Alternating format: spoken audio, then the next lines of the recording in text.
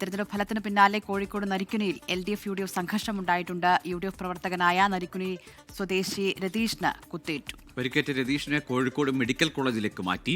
ദിലിഷ തിലകൻ കോഴിക്കോട് നിന്ന് നൽകും വിവരങ്ങൾ. ദിലിഷ, രതീഷിന് കാര്യമായ പരിക്കുണ്ടോ? എന്താണ് ഈ സംഘർഷത്തിന് കാരണം? ഗോകുൽ, ഇന്നലെ തെരഞ്ഞെടുപ്പ് ഫലം വന്നതിന് പിന്നാലെ ഏകദേശം രാത്രിയോടുകൂടിയാണ് നരിക്കുനിയിൽ ഇത്തരത്തിൽ LDF UDF സംഘർഷം ഉണ്ടാകുന്നത്. അതിൽ ഇരു കൂട്ടർക്കും പരിക്ക് പറ്റിയിട്ടുണ്ട് എന്നാണ് നിലവിൽ മനസ്സിലാക്കുന്നത്. അതിൽ UDF പ്രവർത്തകനാണ് കുത്തേറ്റിട്ടുള്ളത്. പരിക്ക് ഗുരുതരമാണ് എന്ന് തന്നെയാണ് അറിയാൻ സാധിക്കുന്നത്.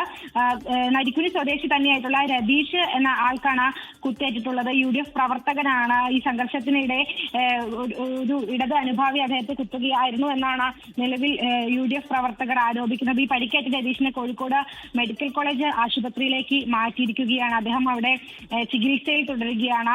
മറ്റൊരു പ്രധാനപ്പെട്ട കാര്യം, ഈ നരിക്കുനി പ്രദേശത്ത് ഇതിനു മുമ്പ് ഇത്തരത്തിൽ യാതൊരു പ്രശ്നങ്ങളും ഇല്ലാത്തൊരു ഈ തെരഞ്ഞെടുപ്പ് സമയത്താണെങ്കിൽ കൂടി മറ്റൊരു പ്രശ്നങ്ങളും ഇല്ലാത്ത ഒരു സ്ഥലമാണ് എന്നാണ് ഈ CPM പ്രവർത്തകരടക്കം പറയുന്നത്.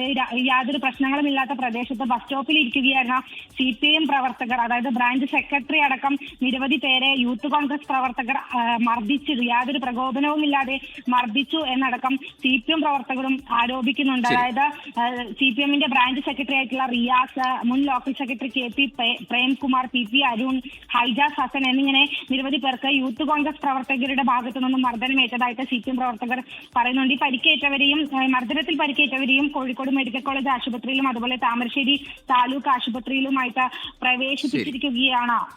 ശരി ദിലിഷ, ഏതായാലും വലിയ തോൽവിയും കനത്ത തോൽവിയും അല്ലെങ്കിൽ വലിയ വിജയമൊന്നും ഈ പ്രകോപനങ്ങൾക്ക് കാരണമാകാതിരിക്കട്ടെ. ഏറ്റുമുട്ടലുകളും സംഘർഷങ്ങളും ഒന്നും ഇല്ലാതെ ഒരു നല്ല രാഷ്ട്രീയം ഉണ്ടാവട്ടെ.